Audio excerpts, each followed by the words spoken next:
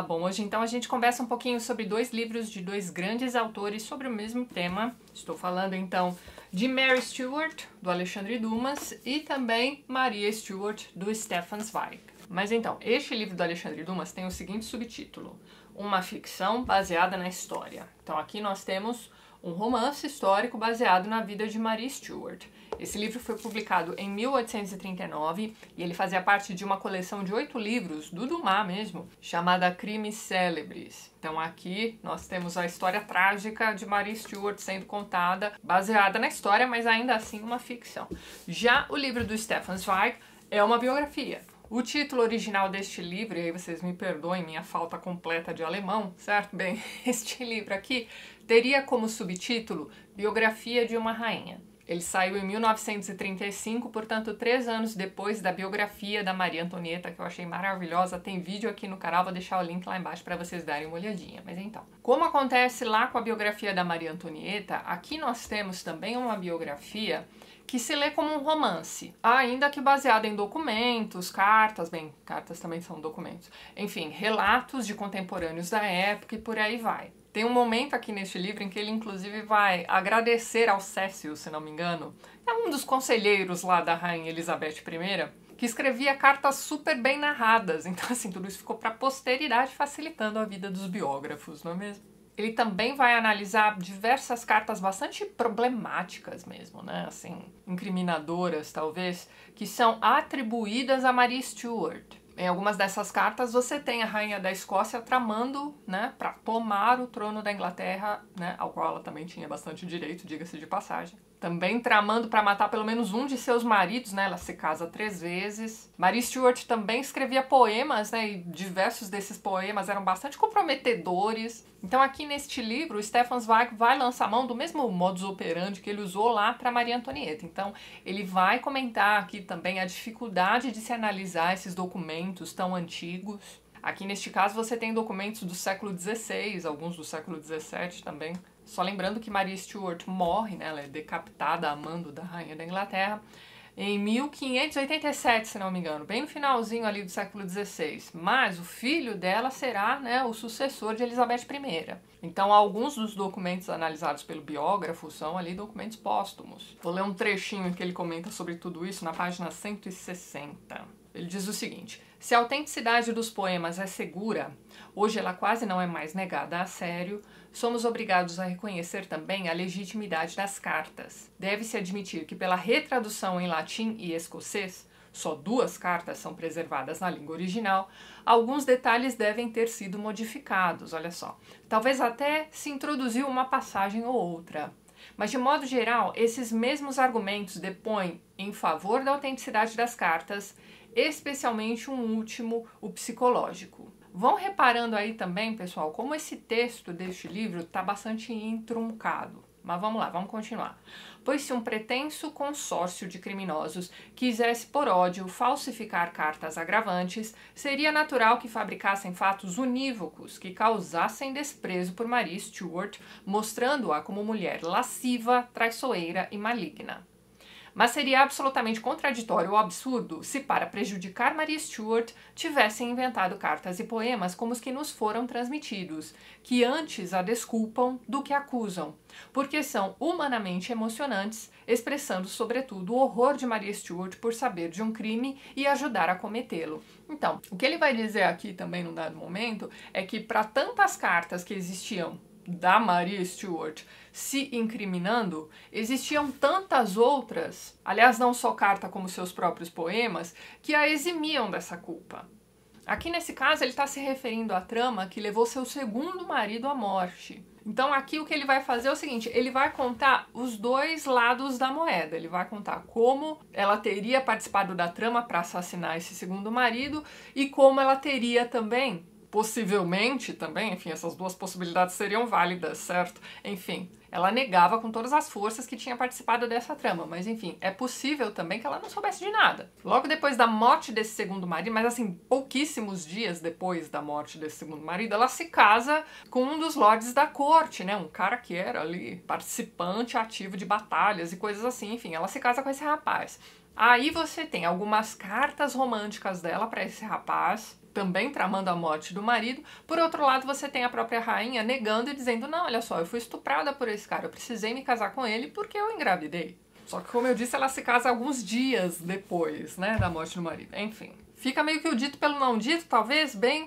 Uma coisa bem esquisita de se analisar aqui. O que acontece? Nos 2 livros você vai acompanhar a história dessa mulher que é muito amada por muitos e muito odiada por tantos outros. Quem ama Maria Stuart vai defendê-la até a morte. E quem a odeia vai dizer, não, ela não servia para a rainha da Escócia, que dirá para a rainha da Inglaterra. Então, assim, a leitura desses 2 livros, talvez o do Alexandre Dumas puxe mais para uma questão heróica dessa rainha, mas ele vai colocar um lado B da rainha aqui também. Então, a leitura desses 2 livros é um exercício interessante, né, de se acompanhar aí 2 lados da mesma moeda. Mas então, voltando aqui ao livro do Stefan Zweig, se você gostou da biografia da Maria Antonieta, a chance é grande de você gostar deste livro aqui também. Mas veja bem, eu disse que a chance é grande e não que é certeza que você vai gostar dessa biografia. Eu mesma amei a biografia da Maria Antonieta. Deste livro aqui eu apenas gostei. Depois a gente conversa mais um pouco sobre isso. Mas então, e o livro do Alexandre Dumas? Bem, aqui ele também faz um trabalho interessante de biógrafo. Ele também analisa, né, diversos documentos, diversos poemas. Ele vai transcrever os poemas aqui também. Aqui no livro do Stefan Zweig você também tem trechos de cartas. Os poemas da rainha também são analisados. Aqui eles também são colocados pra gente. Mas o curioso é que o Dumas não vai chamar este livro de biografia. É antes uma ficção baseada em história. Então, veja bem, ele já está te avisando na capa do livro, né, no subtítulo, que se trata, então, de uma ficção baseada em história. Então, quem já é leitor de Dumas não vai se surpreender aqui com a carga dramática deste livro ou com as tramas rocambolescas ali de tentativas de fuga da rainha e coisas assim. Bem, mas eu estou me adiantando. Vamos dar um passinho para trás e vamos conversar um pouquinho sobre esta figura, né, Maria Stuart, né? Afinal de contas, por que será que 2 grandes autores da literatura universal se debruçaram sobre a vida desta mulher? Bem, Maria Stuart, também conhecida como Maria da Escócia, foi a única herdeira legítima, né, do rei Jaime V da Escócia. Para detalhes sobre a família da Mary Stuart, sobre o nascimento dela e tudo mais, ó, eu recomendo este livro aqui do Stefan Zweig. O Alexandre Dumas começa esse livro com um panorama histórico bem interessante também, mas tem mais a ver com questões políticas, com questões de formação de territórios e coisas assim. Aqui você tem uma coisa mais pessoal da rainha. Mas então, Maria Stuart nasce como a grande herdeira, né, do trono da Escócia, que a gente sabe, né, pelo que a gente lê por aí, que não era lá grande coisa. Então veja bem, isso pelo menos desde lá a época de Macbeth. Então assim, tem vídeo aqui no canal sobre essa peça incrível do Shakespeare, que foi baseada em fatos também. Macbeth foi um rei real ali da Escócia do século XI. Então, quando você lê aquela peça que se passa no século XI e a história de Maria Stuart que se passa no século XVI, você vê que a Escócia mesmo não mudou lá muita coisa. Então, nessa distância temporal aí de 5 séculos, você ainda tem um país sombrio pra caramba, dominado mais pelos lords do que pelo próprio rei. E aqui a gente está falando do pai da Maria Stuart, certo? Presta atenção no que o Stefan Zweig vai falar sobre Jaime V. Olha só. Tudo que esse rei possui, além da mera subsistência, lhe é emprestado ou presenteado por seus aliados ricos, a França e o Papa. Cada tapete, cada lustre em seus aposentos e castelos foi comprado como humilhação. Essa eterna pobreza é uma ferida purulenta que suga a força política do corpo da Escócia, terra nobre e bela, pois pela carência e cobiça de seus reis, seus soldados e seus lords, ela é permanentemente uma bola sangrenta nas mãos de potências estrangeiras. Aquele que luta contra o rei em favor do protestantismo, então veja bem, a família de Maria Stuart era católica, só que você tinha revoltas protestantes acontecendo ao redor do mundo. Todo o período em que Maria Stuart viveu, você tinha os protestantes dominando cada vez mais ali o território escocês. Então vamos voltar aqui, ó. Aquele que luta contra o rei, que era católico, em favor do protestantismo, recebe seu soldo de Londres. Quem luta pelo catolicismo e os Stuart, recebe o de Paris, Madrid e Roma. Todas essas forças estrangeiras pagam com prazer pelo sangue escocês. O equilíbrio ainda oscila entre Inglaterra e França, as 2 grandes nações.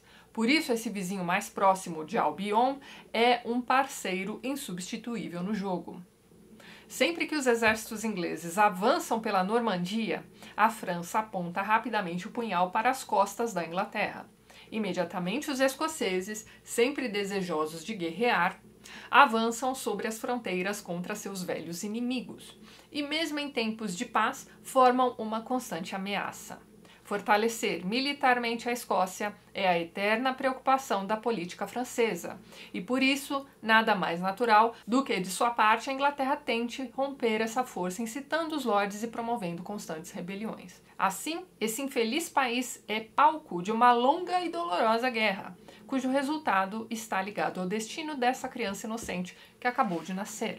Então é em meio a tudo isso que nasce aí Maria Stuart em 1542. Quando ela nasce, o rei Henrique VIII ainda era vivo e ele já tinha um filho varão da sua, sei lá, quinta ou sexta esposa, agora já perdi a conta, mas enfim.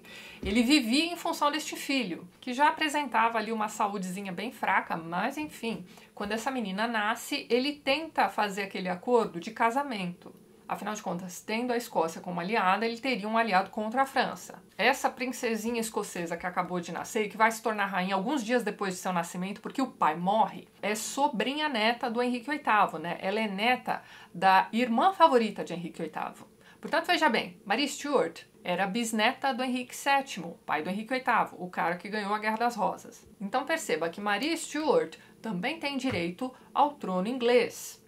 Aliás, há quem diga que ela tem muito mais direito ao trono inglês. Por quê? Porque Elizabeth I foi considerada bastarda pelo próprio rei. Então veja bem, quando Henrique VIII morre, o filhinho dele ainda era vivo. Então ainda havia uma esperança de que ele fosse se tornar o rei da Inglaterra. Ele até se torna, mas enfim. Ele vai morrer pouco tempo depois da morte do próprio pai. Aí a próxima na linha de sucessão é sua filha legítima Maria Tudor, filha de sua primeira esposa Catarina de Aragão. Catarina de Aragão, uma espanhola catolicíssima, a filha também é católica. Quando essa moça católica sobe ao trono da Inglaterra, ela para com aquele negócio de Igreja da Inglaterra, que foi aquela igreja instituída pelo próprio Henrique VIII para que ele pudesse se divorciar de Catarina de Aragão para se casar com Ana Bolena. Pensa numa criança que cresce amargurada aí porque o pai se casou com... Enfim, agora ela é a rainha da Inglaterra. Só que todos os protestantes que já estavam muito acostumados com a Igreja da Inglaterra estão descontentes com Maria Tudor. Então essas pessoas passam a apoiar Elizabeth, mesmo Elizabeth sendo assada, porque assim, o rei morre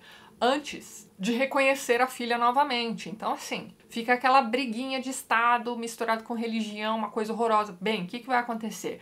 Maria Tudor também morre. E não tem mais ninguém. O Henrique VIII não deixou mais nenhum filho. Só sobrou a Elizabeth I. Portanto, ela sobe ao trono da Inglaterra e Elizabeth I também é protestante. Então a Inglaterra volta a ser uma terra protestante. E vai prosperar bastante aí durante os anos, durante o reinado longo, né, da rainha Elizabeth I. Ela morre aos 70 anos, se não me engano.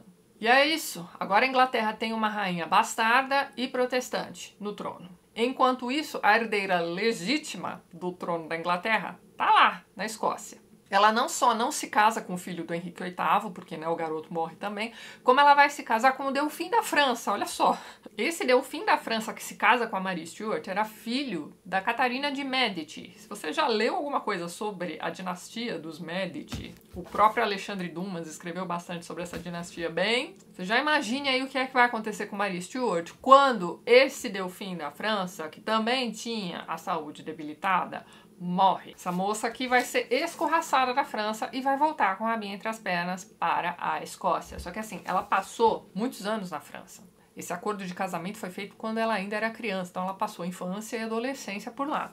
Quando ela volta para a Escócia, e aí a gente precisa lembrar que a França era um lugar lindo, maravilhoso, luxuoso pra caramba, enfim. E ela foi durante um curto período aí, rainha da França também, certo? Quando o marido morre, Catarina de Médici manda essa menina de volta para a Escócia e ela volta para aquele país de Macbeth, não é mesmo? Bem, tá ela lá um pouco deprimida e tem aquele jogo político todo querendo muito que ela se case com alguém. Além disso, ela é católica e a igreja protestante, a igreja da Escócia, já estava se formando ali. Tinha um cara chamado John Knox, que era o líder ali dos protestantes escoceses, um cara, assim, insuportável, sei lá, a gente lê sobre ele aqui nesses livros e... Aliás, aqui nem tanto, é mais aqui no livro do Stefan Zweig mesmo que você vai ler sobre esse John Knox. Mas então, ele se opunha ferrenhamente a essa rainha aqui. Então, ela já volta à Escócia em meio ao olho do furacão ali mesmo. Mas tudo bem, para que ela fique tranquila no trono, é preciso que ela se case, que ela dê um herdeiro ali pro reinado. Bom, enfim, começa toda uma tracatinta para essa moça se casar. A própria Elizabeth, né, a essa altura do campeonato, elas já trocam cartas, tem meio que uma amizade ali rolando. Mas é uma amizade meio esquisita, porque o que a Maria Stuart faz enquanto casada lá com o Delfim da França? Ela foi rainha durante um períodozinho lá, como eu disse pra vocês. O que ela faz? Ela inventa de colocar no brasão dos dois o brasão da Inglaterra. Então, eles se autonomeiam reis da Inglaterra também, não só da França e da Escócia, mas também da Inglaterra. O que você acha que Elizabeth I vai achar disso? Então dizem que toda a briga horrorosa, né, entre essas duas rainhas se deu por conta disso, por conta dessa babaquice, né, que Maria Stuart fez aí com os brasões. Depois ela vai dizer ali numa carta para a rainha Elizabeth que ela fez aquilo porque ela era muito ingênua, as pessoas a convenceram a fazer aquilo, né, enfim. Mas tá, quando ela volta à Escócia, Elizabeth tá lá aconselhando essa moça a se casar com alguém da Inglaterra, né, com um lord inglês. A Elizabeth, inclusive, vai abrir mão do seu favorito, que era um rapaz chamado Robert Dudley.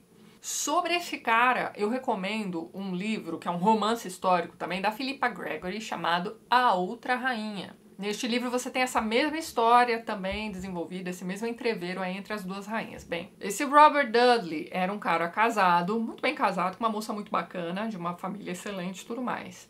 Só que a rainha da Inglaterra se apaixona perdidamente por ele. E ela não quer rivais. Então, é dito naquele livro e é insinuado aqui nesses dois livros que a rainha da Inglaterra teria encomendado o assassinato da esposa do Robert Dudley. Era uma coisa super sabida ali na época, mas as pessoas evitavam comentar, porque, né, pra não pegar mal pra rainha, não é mesmo? Bem, ela tinha feito isso pra poder ficar com Dudley só pra ela. A Elizabeth I era aquela rainha que era casada com a Inglaterra, então não, ela não se casaria, não teria herdeiros. O que não a impedia de ter uns amantezinhos de vez em quando, mas bem, o favorito era o Dudley. Então ela abre mão do Dudley, ela dá um título pra ele, acho que ela o torna conde ou alguma coisa assim, pra que ele fique à altura ali da rainha da Escócia. É um rapaz muito bonito, não sei o que lá, mas a rainha da Escócia não tá nem aí pra ele. Ela vai se apaixonar por um primo dela, um outro Stuart também, um rapaz chamado Darnley, que morava na Inglaterra, fazia parte da corte da Elizabeth. Se não me engano, ele vai junto com o Dudley pra Escócia, né, enfim, mas ela se apaixona pelo primo. E ele, aparentemente, é um cara muito bacana, só que depois do casamento, ele vai abusar um pouco da bebida e é um rapaz que, dependendo da adaptação pra cinema, vocês vão ficar achando que ele não gostava tanto assim de Maria Stuart e sim dos demais soldados. Mas não é bem isso, gente, ó, 2 biografias aqui sobre Maria Stuart e nada disso é dito a respeito do Darnley. Então, assim, Hollywood toma aí umas certas liberdades, não é mesmo? Aliás, eu achei aquele filme bem fracote. Um filme bacana que eu recomendo sobre sobre esse momento histórico, esse entrever entre as duas rainhas, é o segundo filme com a Cate Blanchett. Ela tem 2 filmes como a Rainha Elizabeth I. O segundo filme se chama A Era de Ouro. Então, aquele filme é um filme bem mais bacana sobre isso tudo aqui, mas enfim. O que acontece também? Depois do casamento, ela percebe que esse maridinho dela tá muito interessado numa coroa. Porque o que acontece? Rainha é ela, né? Como ela se casa com esse rapaz é seu consorte. Para que ele se torne o rei da Inglaterra, ela precisa coroá-lo, né? Enfim, e ela não tá afim de fazer isso porque o cara, ela percebeu depois do casamento, não era lá grandes coisas. De qualquer forma, ela engravida, ela está grávida do, herdeiro ali do trono, aquela coisa toda. Então ela resolve se livrar deste marido. Nesses 2 livros, os autores, apesar de dizer assim, não, mas existem cartas que vão dizer que, ela provavelmente nem sabia o que estava sendo tramado contra o marido dela, enfim. Mas eles também dão a entender de que eles acreditam que ela realmente participou da trama toda. De qualquer forma, Maria Stuart tinha pelo menos 2 amantes conhecidos. Um italiano chamado Rizzio, que era um cantor e um poeta, e ele vivia escrevendo aquelas poesias maravilhosas pra ela e tudo mais. Bem, tinha esse rapaz e tinha também um cara que era chefe ali do exército, alguma coisa assim. Ele era um lord também, mas era um cara bem mais interessante do que o próprio maridinho. De qualquer forma, ela vai tramar por cartas, com esse rapaz chamado Bothwell, a morte do próprio marido. Então ele é enviado para uma casa X ali, uma propriedade X ali da coroa, e essa casa será explodida. Só que quando encontram o corpo dele, ele tá enforcado. Então assim, ele foi enforcado antes do desastre acontecer dentro daquela casa. De qualquer forma, existem essas cartinhas aí comprometedoras escritas ou não pela Maria Stuart. E esse Bothwell será então seu terceiro e último marido. É aquilo que eu já tinha dito pra vocês. Existe a versão de que eles eram amantes e ela já estava grávida dele quando os dois se casam. E existe a versão de que após a morte do marido, ele teria estuprado a rainha da Escócia e para manter a honra da rainha, eles acabaram se casando. Leia a respeito e tire aí suas próprias conclusões, não é mesmo? Bem, o Stefan Zweig vai dizer que aquele desgosto de ter sido expulsa, né, praticamente, da França e ter voltado para a Escócia, aquele país horroroso, aquela coisa toda, foi tamanho que, por conta disso, ela decide, então, lutar com mais afinco pelo trono da Inglaterra. A questão é que muitos, naquela época, eram a favor da Elizabeth e tantos outros gostariam de ver a rainha legítima, né, e católica de volta ao trono da Inglaterra. Então, você tem aí essas brigas entre os huguenotes e os católicos. Bom, isso é antigo pra caramba e não parou por ali, né? De qualquer forma, bem antes do marido ter sido morto por culpa dela ou não, o filho já havia nascido, né? O Jaime VI da Escócia, que depois se tornaria também o Jaime I da Inglaterra. Então, a sucessão já estava garantida. Maria Stuart também tinha um meio-irmão bastardo, que também era um lord ali, de quem todo mundo gostava muito. Os lords estão muito descontentes com a rainha, não só por ela ser católica, mas também por, né, essas histórias mal contadas aí de morte de marido e de casamento às pressas com outro cara. Bom, o trono do filho está garantido, o dela não. Então ela resolve, gente, eu estou contando de um jeito bem rapidão mesmo, a história é muito mais complexa do que essa, mas enfim, de qualquer forma ela resolve pedir refúgio. Pra quem? Pra Elizabeth I, pra prima dela, certo? E a Elizabeth vai fazer o quê? Vai dizer, não, vem aí, ótimo. Só que chegando à Inglaterra, o que ela vai fazer com a prima? Ela vai prender a Maria Stuart por quase 20 anos.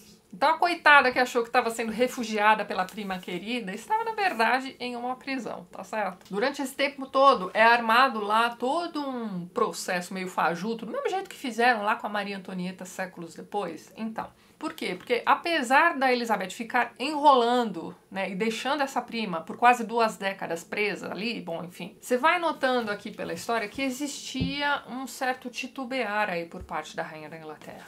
Existia uma certa consideração, não só pelo fato de ser a Stuart, sua prima, mas principalmente pelo fato dela ser uma rainha legítima e ungida. Isso tinha um baita de um peso naquela época. Aliás, tem peso até hoje, né? Só que ainda assim, os demais lords ingleses estão olhando para Maria Stuart e enxergando nela o que ela realmente era, né? Que é o quê? Afinal de contas, uma grande ameaça ao trono da Inglaterra. Então, depois de 20 anos, o que os lords resolvem fazer? Isso de acordo com a própria rainha Elizabeth. Eles resolvem, então, dar fim à vida dessa rainha trágica presa. E é isso. Esses conselheiros da rainha vão dizer que fizeram aquilo por ordem da rainha, e a rainha, por sua vez, vai dizer assim, não, eu não disse nada disso, por mim ela ficaria apodrecendo ali naquela torre. Aliás, ela não foi para a Torre de Londres, ela ficou ali num castelozinho inglês. Bom, enfim. Quando você lê, principalmente esse livro aqui do Dumas, que é mais dramático e tudo mais, parece que, nossa senhora, ela estava sendo muito maltratada ali naquele... Mas não era, era meio que uma prisão domiciliar, digamos assim. Ela tinha pessoas cuidando dela ali, 20 anos. De qualquer forma, Elizabeth vai negar que tenha dado ordem para a morte da prima, vai culpar os conselheiros, inclusive ela vai matar os conselheiros responsáveis pela morte da prima. Eles também serão decapitados. O Stefan Zweig muito desconfia dessa atitude da rainha. Então, assim, conforme o livro vai correndo, a gente vai percebendo que este livro não é somente uma biografia de Maria Stuart, mas também uma biografia de Elizabeth I. Mesmo porque quando a gente fala desse período histórico, desses mais de 20 anos, em que as vidas das duas rainhas estavam ali entrelaçadas, fica muito difícil dissociar as duas. Então, conforme o biógrafo aqui vai criando as imagens dessas duas rainhas, ele vai elogiando uma aqui, outra por outro lado, mas ele vai deixando bem claro que nenhuma das duas ali era boazinha. Você tinha um jogo de interesses muito grande aqui entre as duas. Mas enfim, a questão é que após a morte da Maria Stuart, Elizabeth segue sem um herdeiro. Ela tinha meio que concordado por carta ali para Maria Stuart também ser a madrinha do filho, né, do filho legítimo, Jaime VI. Existe toda uma troca de correspondência, né, entre os dois também depois da morte da Maria Stuart. Mas ainda assim, Elizabeth, quando morre, dizem que ela deu a entender que gostaria que ele fosse o próximo na linha de sucessão. Mas não existe nenhum documento sobre isso. Então, o que foi feito é o seguinte, os próprios lords ingleses ali meio que prepararam ali o terreno para que o Jaime VI da Escócia fosse também o rei da Inglaterra. Então é isso. Quando a Elizabeth morre, aos 70 e tantos anos ali, em 1603, o Jaime, né, o filho da Maria Stuart, finalmente se torna, então, o rei que vai unir a Escócia, a Inglaterra e o País de Gales. Nossa, que final feliz! Só que não, tá? Esse Jaime I, aparentemente, foi um dos piores reis da Inglaterra. Mas tudo bem. E, ironicamente ou não, veja só como é que se encerra aqui essa história, né, dentro da biografia do Stefan Zweig. Fraco, preguiçoso e sem talentos, né, aqui ele está falando do Jaime I, sem nenhum dos dons intelectuais de Elizabeth, sem a coragem e a paixão de sua romântica mãe, ele administra de maneira banal a herança comum das duas inimigas. O que as duas desejavam para si, com alma e sentidos ardentes, caiu sem luta alguma no colo dele, que esperara pacientemente. Agora que a Inglaterra e a Escócia estão unidas, contudo, pode-se também esquecer que uma rainha da Escócia e uma rainha da Inglaterra destruíram mutuamente suas vidas em ódio e inimizade. Não há mais uma certa e outra errada. A morte as deixou na mesma posição. Assim, finalmente, elas, que tanto se opuseram, podem repousar lado a lado. Jaime I manda retirar o cadáver de sua mãe do cemitério de Peterborough, onde jazia isolada como qualquer defunto, e conduzi-la solenemente num cortejo de tochas ardentes até a cripta dos reis da Inglaterra, na abadia de Westminster. A imagem de Maria Stuart, esculpida em pedra, é erigida ali. Em pedra se esculpe a imagem de Elizabeth perto da dela. Agora, a velha rixa está resolvida eternamente. Uma não disputa mais o reino e direito da outra. E as que em vida se evitaram com hostilidade e nunca se viram cara a cara, agora, enfim, repousam irmãmente no mesmo sagrado sono da imortalidade. Então, ironicamente, as duas estão ali enterradas lado a lado, não é mesmo? Bem, sobre a morte da Mary Stuart, eu diria que o Stefan Zweig é mais elegante, né? Ele não vai dar tantos detalhes assim. O que é dito é que o Carrasco, né, precisava ali decapitar a rainha, só que ele erra. Então, assim, foi uma morte horrível, né, presenciada por diversas pessoas, documentada por diversas pessoas, então todas as pessoas que estavam lá e que escreveram alguma coisa a respeito da morte da rainha vão dizer a mesma coisa. O cara errou. E aí ficou aquele corpo agonizante no chão, e aí foi um negócio horrível.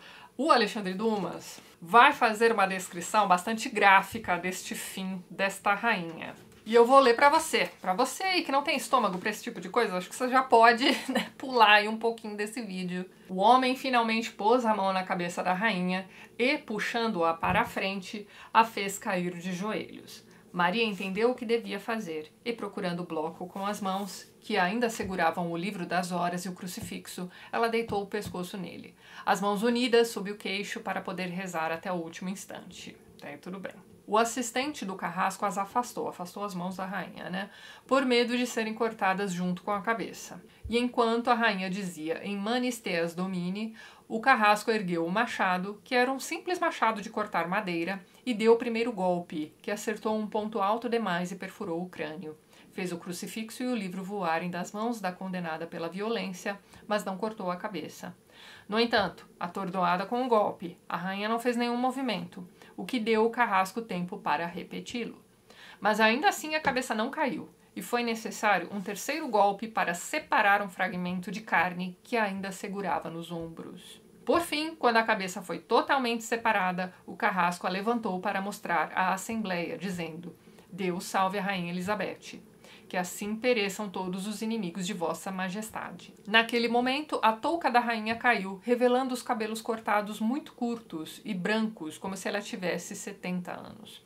Quanto ao rosto, tinha mudado tanto durante a agonia da morte que ninguém o teria reconhecido se não soubesse que era dela. Essa visão fez os espectadores gritarem alto, porque assustadoramente os olhos estavam abertos e os lábios continuavam se mexendo como se ainda rezassem. E esse movimento muscular durou mais de um quarto de hora depois que a cabeça foi cortada. Aí tem toda uma história a respeito de como o cachorrinho dela ficou preso à saia da rainha. Olha, e não para por aí. Depois é feito meio que uma autópsia do corpo da rainha também. Ó, esses detalhes todos estão aqui ao final do livrinho do Alexandre Dumas. Nessa edição aqui da editora Wish, você tem diversas ilustrações. Esse livro ficou muito bonito. Apesar de ser um livro bem mais simples aqui do que o livro do Stefan Zweig, é um livro bom também.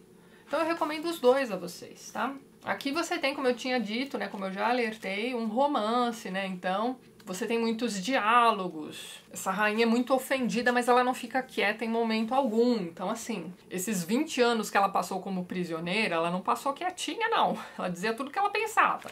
Isso de acordo aqui com Alexandre Dumas. O Stefan Zweig aqui vai falar muito sobre os sentimentos da rainha, né? Então, baseado ali provavelmente nos poemas que ela escrevia, nas cartas que são atribuídas a ela e tudo mais. Essas sensações da rainha, essas percepções do estado de coisa, né, do mundo ao seu redor e tudo mais, dessa rainha aqui, estão distribuídos ao longo do livro todo.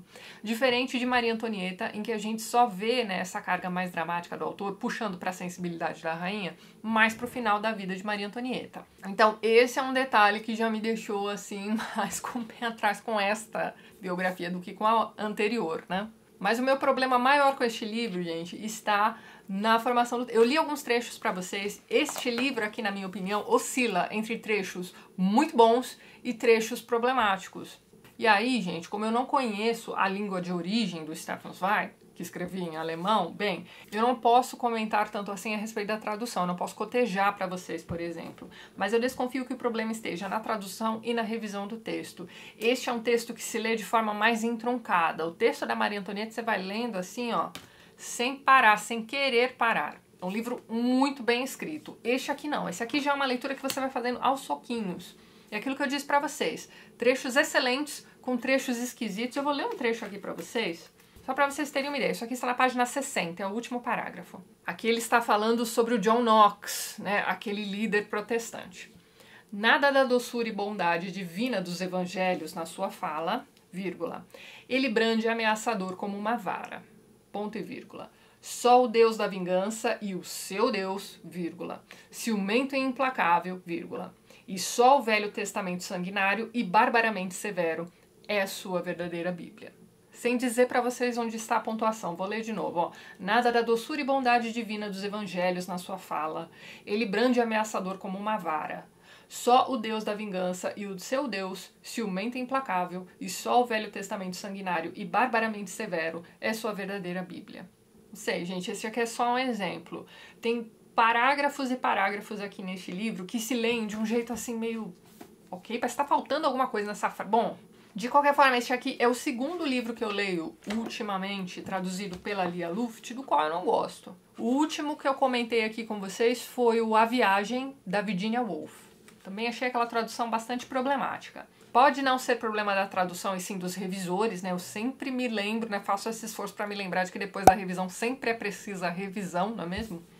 Não só revisão ortográfica e tudo mais, mas também a revisão de tradução. Então é preciso um certo cuidado antes de criticar o tradutor em si. De qualquer forma, o serviço todo aqui de copydesk deste livro me estranhou um pouco, tá? Principalmente porque eu venho da leitura de outra biografia publicada por este autor por outra editora e aquele livro é impecável. Então, se você tiver aí na sua estante aquelas edições mais antigonas, né, de Maria Stuart do Stefan Zweig, traduzidos e revisados por outras pessoas, depois vocês me digam como é que ficou o texto desse livro. Tá vendo? Ó, eu sempre digo isso pra vocês. Esse é um motivo pra gente conhecer outras línguas, principalmente as línguas dos nossos autores favoritos, pra não depender somente das traduções. Este livrinho aqui, do Alexandre Dumas, é um barato. Então, assim, pode não ser a melhor biografia da sua vida, você vai se irritar bastante com... Meu Stuart é muito chato aqui neste livro, tá? Mas a história como um todo é bem interessante, ele começa ali com um panorama histórico interessante, ele vai até o finalzinho da vida, né, como eu disse pra vocês, com diversos detalhes sórdidos aí a respeito do que acontece com o corpo da rainha ao final, não é mesmo? Mas ainda assim é um livro muito bacana, repleto ali de trechos de seus poemas também. Aqui no livro do Stefan Zweig você vai encontrar tudo isso também. E é uma introdução muito bacana, escrita por Renato Drummond Tapioca Neto. Aqui neste texto, inclusive, o autor vai comentar alguns aspectos aqui da biografia do Zweig também. Por exemplo, na página 11 ele diz o seguinte, ó, Stefan Zweig, por exemplo, critica as ações políticas da rainha da Escócia sumariamente pelo fato de ela ser uma mulher, julgando-a vassala de suas paixões e, portanto, inapta para o exercício do poder ao contrário de Elizabeth, que em vida afirmava possuir o corpo frágil de uma mulher, mas o coração de um rei. Frase essa que, diga-se de passagem, a leitora e o leitor poderão ler através dos lábios da própria personagem, aqui neste livro também. Ele faz outras críticas também a esta biografia aqui nesse texto. Eu achei tudo muito interessante. Uma baita introdução bem feita. E é isso então, pessoal. Eu vou deixar os links lá embaixo para onde vocês podem encontrar essas duas biografias.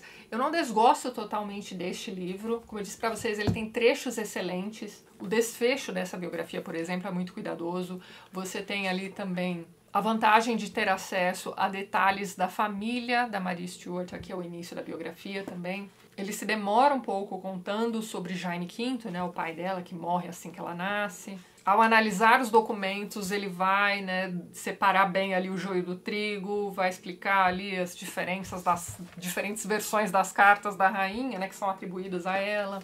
Então, mesmo não gostando tanto assim do texto deste livro, eu ainda recomendo por conta ali, principalmente das informações contidas. E, volto a dizer, né, muitos trechos desse livro aqui são realmente excelentes. Mas é isso, infelizmente para mim este livro aqui é uma leitura irregular. Este livro aqui foi uma leitura, em geral, muito divertida, como aliás todos os livros do Alexandre Dumas o são, não é mesmo? Divertida naquelas, gente, não me entendam mal, é uma tragédia, né? Ali pro final, aqueles trechos que eu li pra vocês ali a respeito da morte da rainha são pesadíssimos, mas em geral este é um livro que se lê com mais tranquilidade. Só reforçando que este livro aqui é uma obra de ficção, tá certo? Então é isso, pessoal. Aproveito mais uma vez para agradecer a todos os apoiadores do canal. Vocês estão vendo aqui do ladinho os nomes de todos eles. Na descrição do vídeo vocês vão encontrar também todos os perfis literários dos apoiadores do TLT que também produzem conteúdo sobre livros aqui no YouTube e também no Instagram.